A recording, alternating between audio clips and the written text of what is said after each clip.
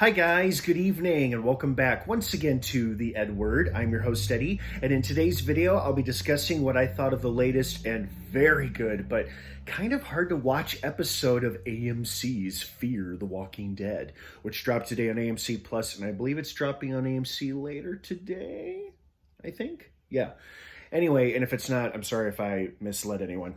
Before I begin, of course, I get on with the usual jargon like the spoilers, plot details, character stuff, all that jazz. Please be warned that this video review is obviously going to be full of spoilers, so if you're not caught up on Fear the Walking Dead by this episode or the past most recent episode, you don't want to keep watching or listening as I'm going to be discussing spoilers, obviously. Okay, spoiler warning is issued. That being said, you have been warned. Let's dive right back into it. First and foremost, this was a great episode, great acting from the gal who's playing Luciana, and of course I'm blanking out on her name, and Daniel and Ruben Salazar, who always does a great job playing Daniel on this. And the guy, Colby Holman, who plays Wes, I think that's his name. Yeah, everybody was great in this. But what made this episode personally difficult for me to watch was that this past Christmas, my father suffered a mild stroke. At the time, we didn't know it was a stroke, but he was displaying a lot of symptoms that people with memory loss display when they're trying to remember something, or they say something and they say something completely different. Like, my dad said Florida when he meant to say February, which was pretty startling and scary to watch. And so that was a pretty scary night. Thankfully, he survived, made a full recovery. He's A-okay now.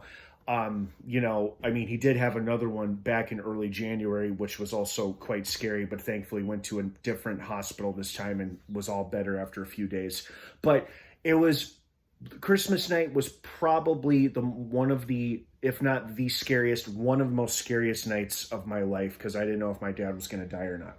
We're sitting in a hospital, completely deserted, Christmas night. In fact, there was hardly any COVID patients there either. And if there were, they were in another part of the hospital. And we're sitting there, and it's the scariest thing. Sorry, I'm not trying to get off track here. The point is that Daniel's deteriorating mental state kind of shook me in this episode, because I've seen that firsthand, sort of the same thing in my own dad, who's probably, I think, much older than Ruben Salazar, but still very, very sad to see. And I also really felt bad for Luciana, who was trying to be there to help him and clear things up for him. And it's just such a sad episode, because we all know Ofelia died way back in season 3, and she is gone and dead because Daniel buried her himself.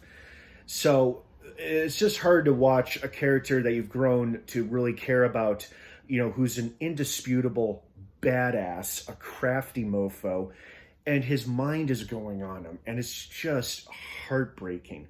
Could he bounce back from this? I don't know. But it was a beautifully done story, what they did as character in this episode. Although, even though I don't agree with it, and it's kind of sickening, I do see the logic or understand the reason Luciana has in lying to Daniel, feeding into this false idea that Ofelia is alive and she's being held captive in the tower by Strand, his least favorite person. So now, of course, Daniel will be much more clear-headed, so to speak, because he'll be determined to get in there and get his daughter back, but unfortunately it's all under false pretenses. But she gave him that drive that he needed, that they need, the rest of the submarine crew needs, in order to take on Strand and take that tower. And it's also nice that they got Teddy's believers back on their side for the most part, because it feels like Arnold, or Arno, whatever his name was the real problem. And speaking of which, I was quite surprised in this episode that they killed off who I assumed was going to be the main antagonist, at least until the end of the season, when they finally usually kill off the villains. But in this case, this guy died in this episode. We still got a couple episodes to go before the season runs out. And that was pretty shocking to me, and he died in a pretty nasty way. I mean, Wes put him down with the spear through the head, but the walker's chewing on his legs as he can't escape. Oh, that was gnarly as hell. I mean, it was a cool death scene, but I'm like, even if they cut off his legs, he's definitely infected. He's going to die. And sure enough, he dies before warning Luciana about the the warhead crater filled with all the super radioactive walkers that threaten everybody. The submarine group, the stalkers, which was what they referred to Teddy's old followers as, the people that Arnold was leading, and the people living in Strand's tower, of course. It threatens everybody because they're all living within proximity of that crater. So now they got to deal with that on top of dealing with Strand and trying to take the tower from him.